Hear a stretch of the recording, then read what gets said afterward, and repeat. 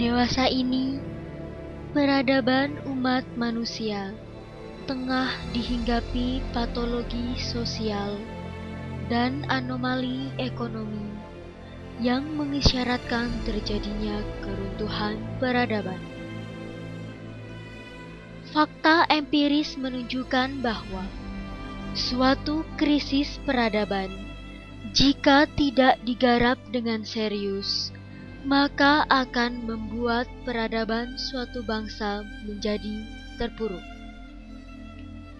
Terpuruk karena globalitas, terpuruk karena benturan akar rumput yang tidak kunjung selesai, terpuruk karena kecepatan, dan terpuruk karena salah kelola oleh diri kita sendiri. Berbagai pengaruh pergaulan internasional, upaya-upaya penyelewengan sejarah bangsa, dan kecanggihan teknologi terkadang membuat anak bangsa kita melupakan kearifan sejarah bangsa sendiri.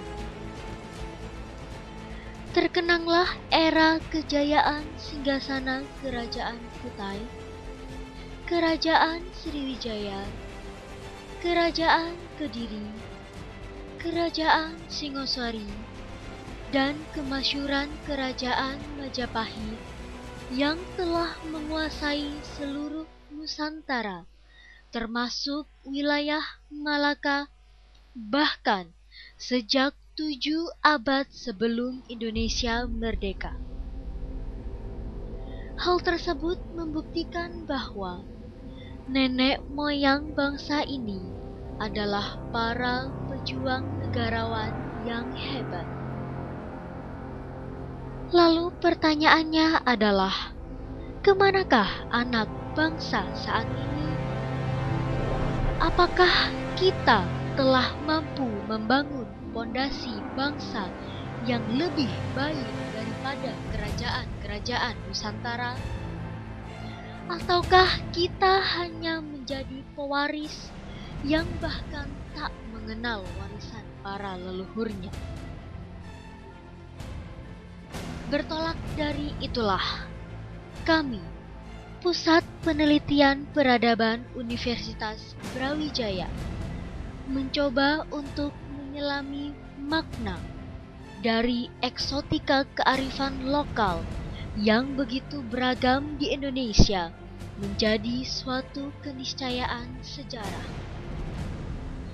Karena sesungguhnya peradaban senantiasa berjalan melalui kemiripan siklus proses kejadian, pertumbuhan, disintegrasi, keruntuhan, dan kebangkitan. Tibalah saatnya kita, sebagai generasi penerus peradaban, untuk senantiasa berupaya membangkitkan kembali kekhasan dan kesejatian kebudayaan Indonesia di tengah tarikan budaya global.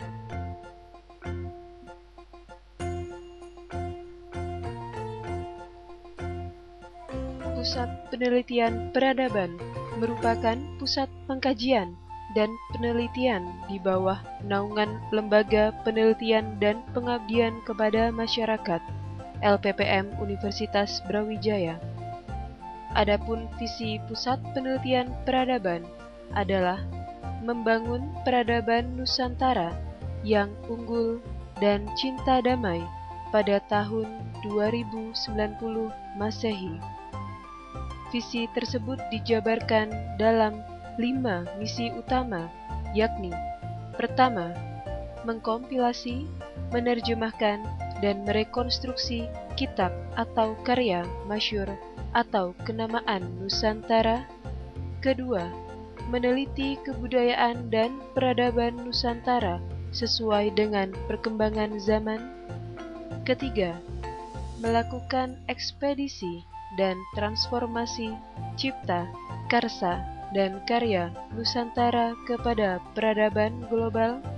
Keempat, menawarkan pendirian laboratorium budaya atau Museum Inklusif Nusantara.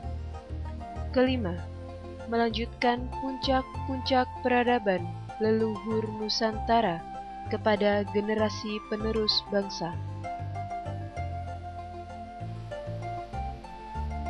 Sebagai lembaga yang berkomitmen tinggi terhadap upaya revitalisasi serta memajukan peradaban Nusantara, tentunya Pusat Penelitian Peradaban Universitas Brawijaya haruslah mampu menghasilkan cipta, karsa, serta karya yang dapat diakui menjadi beberapa output. Output tersebut antara lain database hak cipta, kitab karya-karya luhur Nusantara, legalisasi puncak-puncak kebudayaan dan peradaban Nusantara sebagai warisan dunia, World Heritage, digitalisasi Museum Inklusif Nusantara, sistem pembelajaran sosial atau Social Education System, puncak-puncak peradaban khas Nusantara, dan gerakan mewujudkan masyarakat bermartabat atau masyarakat madani di bumi Nusantara. Roadmap dan milestone Pusat Penelitian Peradaban ditempuh dalam 9 rentang waktu, mulai tahun 2011, 2021, 2031, 2041, 2051, 2061, 2071, 2081, hingga tercapai visi peradaban Nusantara, yakni unggul dan cinta damai pada tahun 2091. Kini, pada tahun 2013, Pusat Penelitian Peradaban sedang menapaki jejak-jejak dengan bentuk kegiatan. Pertama, membaca, kedua, meneliti, ketiga, menulis, keempat, mempublikasikan, dan kelima, mengamalkan.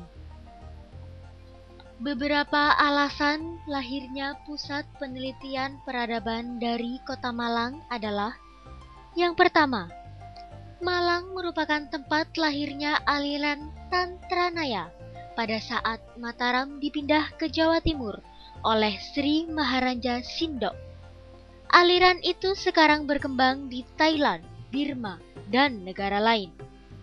Kedua, Malang sebagai kota lahirnya kisah Joko Tarub I dan Joko Tarub II yang melahirkan Raja Jogja, Solo, dan Kesultanan Cirebon.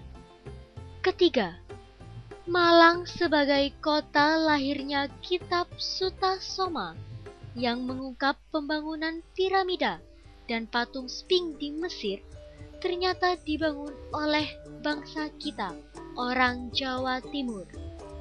Dan kelima, keberadaan tokoh-tokoh penting di kota Malang seperti Pu Batu, Pu Bawang Lanang, Pu Supo, Pu Sindo, Pu Barada, Pu Tantular, Ki Ageng Tarub, Bondan Kejawen, atau yang disebut dengan Pangeran Lemah Abang, dan lain sebagainya.